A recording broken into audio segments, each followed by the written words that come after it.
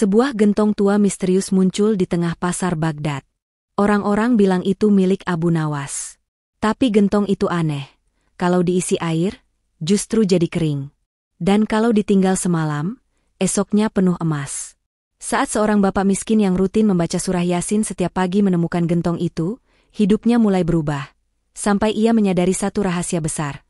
Gentong itu bukan milik Abu Nawas, tapi milik dirinya sendiri di masa depan. Kisah 1001 Malam, Abu Nawas dan Gentong Air. Di sudut kota Baghdad yang tua dan berdebu, pasar mingguan dipenuhi aroma rempah dan suara tawar-menawar para pedagang. Di antara hiruk-pikuk itu, tampak seorang lelaki parubaya berjalan perlahan. Jubahnya kusam, wajahnya teduh namun lelah. Namanya Harun. Dulu, Harun adalah seorang saudagar besar. Ia memiliki karavan yang menjelajah dari Basrah hingga Damaskus. Tapi semua itu lenyap dalam sekejap. Rekan yang ia percayai justru mengkhianatinya. Sejak itu, Harun hidup sederhana, bahkan kadang tak punya cukup uang untuk makan 2 kali sehari. Namun Harun tak pernah mengeluh. Setiap pagi sebelum matahari terbit, ia duduk di tikar lusuhnya, membaca surah Yasin dengan suara lembut. Bagi Harun, itu adalah satu-satunya pegangan yang membuatnya tetap waras. Hari itu, di tengah keramaian pasar, ia melihat sesuatu yang tak biasa. Sebuah gentong tua, besar, tergeletak di pojok dekat gerobak buah delima. Tak ada yang menjaganya. Bahkan penjual buah pun tampak menghindarinya.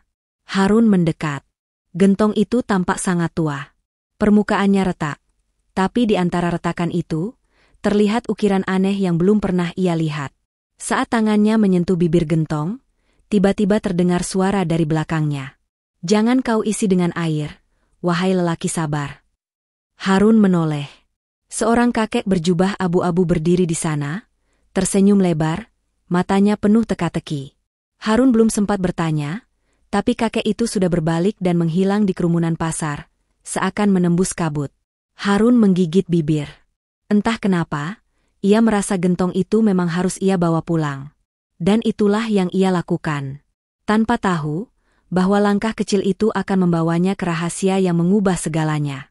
Gentong tua itu kini berdiri di sudut rumah Harun. Ia membersihkannya perlahan, mengelap permukaannya hingga ukiran-ukiran aneh itu mulai tampak lebih jelas. Ukiran seperti huruf, tapi bukan aksara yang ia kenal. Semakin ia perhatikan, semakin terasa ada sesuatu yang mengawasinya dari balik gentong itu. Pagi berikutnya, seperti biasa, Harun membaca surah Yasin. Setelah itu, ia berpikir untuk mengisi gentong dengan air. Barangkali masih bisa dipakai untuk menyimpan sesuatu. Ia mengambil ember dan mulai menuangkan air ke dalam gentong. Namun anehnya, air yang ia tuangkan seolah hilang begitu saja. Ia mengisi lagi, dan lagi. Tapi gentong itu tetap kosong. Tak terdengar suara air di dalamnya, tak ada percikan, tak ada pantulan. Hanya kehampaan. Malamnya, ia tertidur dengan pikiran kacau. Namun saat bangun pagi, Harun menemukan sesuatu yang membuatnya tercekat. Gentong itu kini penuh. Tapi bukan air. Penuh emas. Keping-keping emas berkilauan di bawah cahaya matahari pagi. Harun memeriksa seluruh rumah, memastikan tak ada yang masuk. Gentong itu benar-benar telah berubah. Namun Harun bukan pria serakah. Ia mengambil hanya 3 keping untuk ditukar makanan dan kebutuhan harian. Ia tetap membaca Yasin setiap pagi, dan tidak menyentuh sisanya. Namun tetangganya mulai mencurigai perubahan hidup Harun. Ia tak lagi mengemis. Bajunya lebih bersih. Ada yang mulai bertanya-tanya. Dan di malam kelima, seseorang mencoba mencuri gentong itu. Namun begitu gentong itu disentuh oleh tangan asing, suara mengerikan terdengar. Gentong itu mendadak berat, bergerak sendiri, dan mengeluarkan bau busuk yang menusuk. Pencuri itu lari ketakutan. Gentong itu, seolah hanya tunduk pada satu orang saja. Harun mulai merasa gentong itu bukan sekadar benda tua. Ia harus tahu kebenarannya. Ia kembali ke pasar tua, berharap menemukan kakek misterius yang memperingatkannya dulu. Beberapa orang bilang mereka melihat kakek itu duduk di dekat sumur tua di luar kota, tempat yang jarang dikunjungi orang karena dipercaya angker.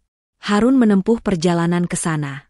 Di bawah pohon kurma kering, ia melihat siluet sosok berjubah abu-abu sedang mengamati langit. Harun mendekat. Kakek itu tersenyum, seolah sudah tahu kedatangannya. "Kau sudah mengisi gentong itu?" tanyanya. "Aku hanya menaruh air. Tapi keesokan harinya gentong itu penuh emas." "Ya, gentong itu memberi, tapi bukan karena isinya, melainkan karena isimu," jawab sang kakek. Harun kebingungan. "Siapa engkau sebenarnya?" Kakek itu hanya tertawa pelan, lalu berbisik, "Namaku pernah dikenal. Sebagian memujiku sebagai bijak, sebagian menyebutku penipu. Tapi yang tahu hatiku, memanggilku Abu Nawas." Harun terdiam. Nama itu ia dengar sejak kecil, dari dongeng dan cerita rakyat. Tapi Abu Nawas telah lama tiada, bukan? "Satu hal lagi," kata Abu Nawas, "gentong itu bukan pemberian.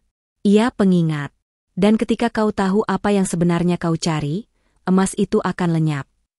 Lalu ia menghilang, seperti kabut tertiup angin. Sepulangnya dari pertemuan itu, Harun mulai bermimpi aneh.